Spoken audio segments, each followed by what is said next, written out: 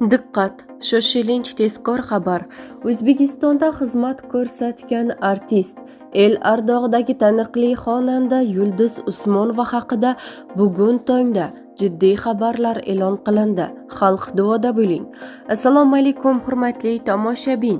Tezkor yangiliklardan birinchilardan bo'lib xabardor bo'lishni istasangiz, videomiz ostida bir dona like va podpisatsiya tugmachasini bosib qo'yishni unutmang.